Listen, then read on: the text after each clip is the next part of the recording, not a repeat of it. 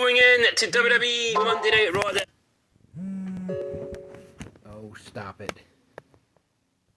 This week, I thought Clash in Turin had potentially one of the weakest and one of the worst builds to a WWE PLE of all time. However, coming out on Monday Night Raw, all of a sudden, Clash in Turin is looking like one of the better PLEs under the Triple H era. Welcome back, guys, to Fog Wrestling. And I thought we had to talk about this because WWE PLEs are a joke these days.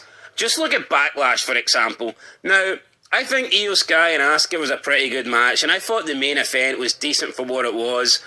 But for the most part, you've got Braun Breaker, Seth Rollins, nothing on the line. You've got a Sami Zayn US title match that, let's be honest, nobody cared about.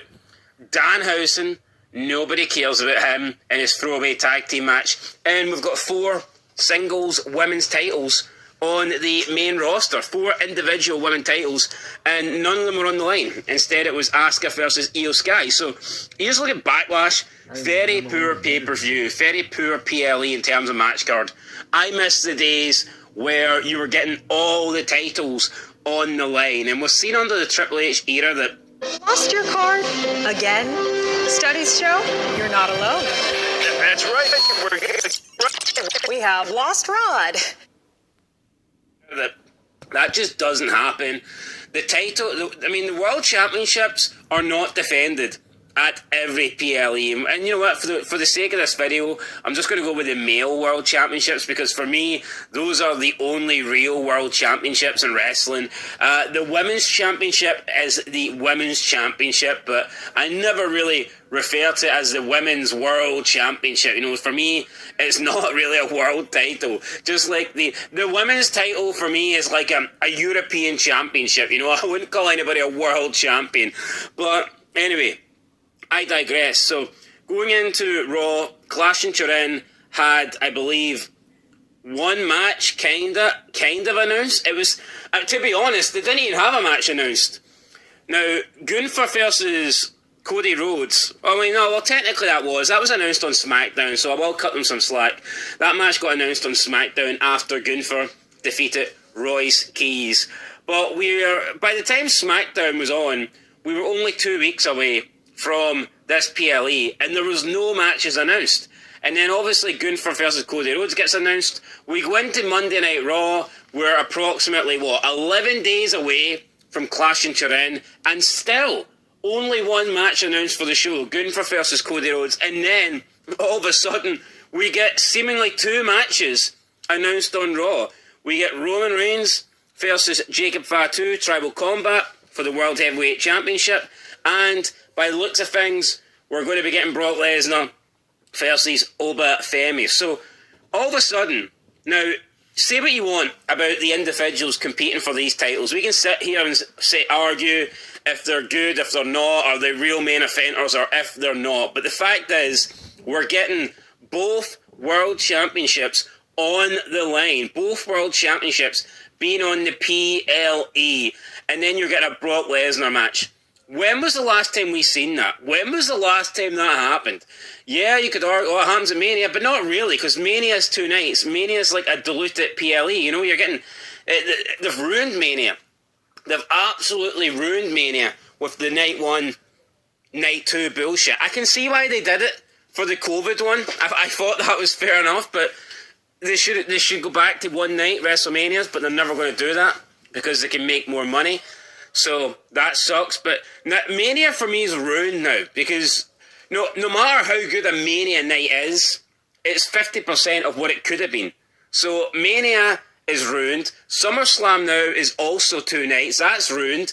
So outside of maybe a Survivor Series or a Royal Rumble or a previous SummerSlam, when was the last time we had 2 World Championships, both the World Championship and the WWE Championship, both defended on a PLE, and then you add a Brock Lesnar match into the mix? I honestly believe that Clash in Turin has went from being looking like one of the worst cards and one of the worst builds for a PLE, and in the space of a 2.5 Netflix Raw, all of a sudden it is literally, in terms of what they're giving you in terms of championships and star power, it looks like one of the best PLEs in the Triple H era. And that's no word of a lie. Like I said, you're getting Reigns Fatu for the World Heavyweight title, you're getting Rhodes versus Gunther for the WWE title, and then you're getting Brock versus Oba. So, yeah, you know what, I was going to bash Clash in Turin, and I actually planned to make a video talking about how disgusting this is,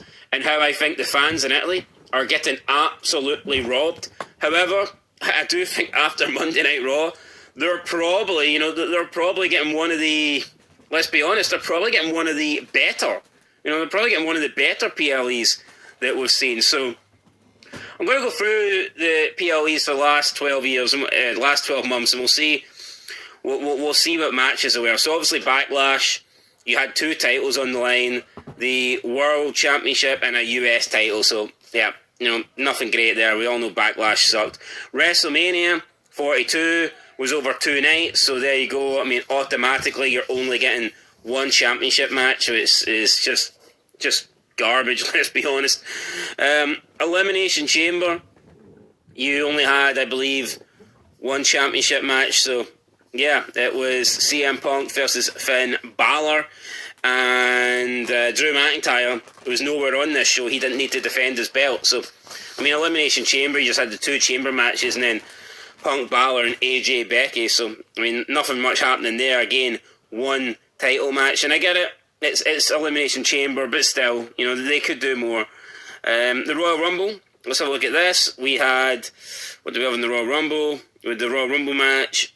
Refresh your space with a mid-century makeover at Ashley. From rich, solid woods to velvet-like textures, you can find timeless styles with a modern twist for every room. It's time to get retro with Ashley.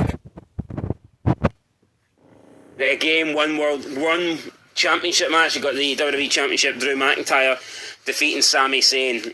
I mean, the fact that they tried to pass that off as a championship match, Drew McIntyre versus Sami Zayn, kind of fucking disgusting, if you ask me, that they were trying to pretend that was World Championship material at Royal Rumble. But, yeah, that is absolutely bogging. Right, then we go to Survivor Series. What did we have at Survivor Series? You had the War Games match. You had no world title matches. So again, no world title matches. You did have the women's world title, but again, I'm not counting that. Fakir versus Nikki Bella, that's not enough. That's not a world championship match. So again, another PLE there. We need our world championship on the line. Compare this to back in the day. I know you had the brand split and you had like the brand exclusive pay-per-views, but whenever they did the big pay-per-views, you were getting both titles on the line without a shadow of a doubt. But now, you're lucky if you get one. You're lucky if you get one. Then we go back to Crown Jewel, and Crown Jewel was just both champions against each other, which again, I think is fucking garbage. Competing for the Crown Jewel Championship. Nobody cares. Nobody cares. Everybody, and that's just like a Saudi thing where they're trying to sell you. You're getting like, oh, you're getting champion versus champion. You're getting the best versus the best. It is garbage at the end of the day. What they're giving you is fucking horrendous. So again, no world title being defended at Crown Jewel. Just an embarrassment. We go further back. We go to WrestlePalooza. What did we have on WrestlePalooza? I mean, these shows are so... I mean, if they were memorable, you would remember what happened, but they're not. They're just so forgettable. Alright, so WrestlePalooza, you had a Brock Lesnar match, Brock versus Cena. I mean, that's good, okay? Can't lie, that's pretty good. And you had Cody Rhodes versus Drew McIntyre for the WWE Championship, and that's it. So, again, 1 world title on the line. But at least this PLE had a Brock Lesnar John Cena match, which is pretty damn good. But for the most part, again, only 1 world title on the line, and just no excuse really, No excuse really not to have it. Then we go back to Clash in Paris. Clash in Paris. And what did we have in France? We had not much. Let me tell you that. We had 1 World Championship match, Seth Rollins versus Punk, Jey Uso and LA Knight. But again, no WWE Championship match. So I don't know what Cody Rhodes was doing at WrestlePalooza, but he couldn't be fucking bothered to show up and wrestle. So you can see, guys, we keep going further back here, and we're just not getting any cards with 2 titles on the line. It really is piss. SummerSlam, if you remember SummerSlam, you had the... Alright, well, hold on. SummerSlam, you had... no, you didn't. You had the One World title match, then Seth Rollins cashed in, so yeah, that is different. And then you had the Undisputed Street Fight on the second show. But again, like I said, it's 2 nights, so unfortunately, it's just been watered down. So you get a title match on night 1, a title match on night 2, but the reality is that it's 1 title match per night. So these PLEs just aren't feeling any good. It is what it is. You know, you're looking at these PLEs and you just can't help but feel, I want more. I want more. I need more. Right, Night of Champions. What happened at Night of Champions? We had...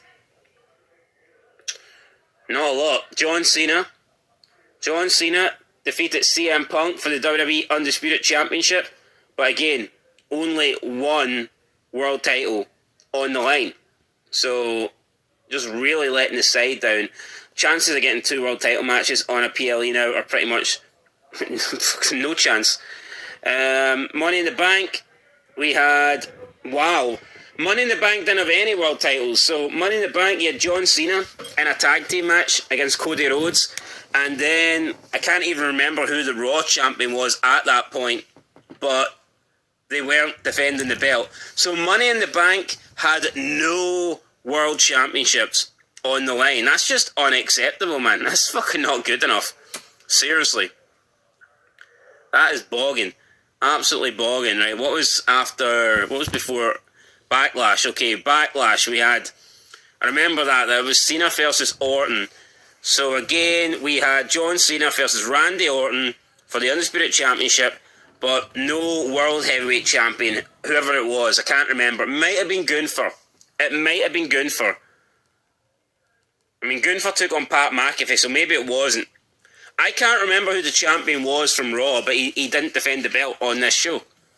So, yeah, guys, I've just went back over a year, and we haven't had any PLE that has had both world titles on the line, but we've had some PLEs that have had neither world title on the line. So I think and you factor in you're getting Brock Lesnar in a match. I think it's fair to say that Clash and Turin could potentially be, at least in terms of importance, could be the best PLE we've seen in a number of years, if it lives up to expectation. So anyway, guys, that's it. We need more title matches in WWE. The world title should be defended at every PLE. No more excuses, no more bullshit. Titles exist for a reason. Let people defend them. Let people compete for them. I'll catch you guys in the next one. Till then, peace.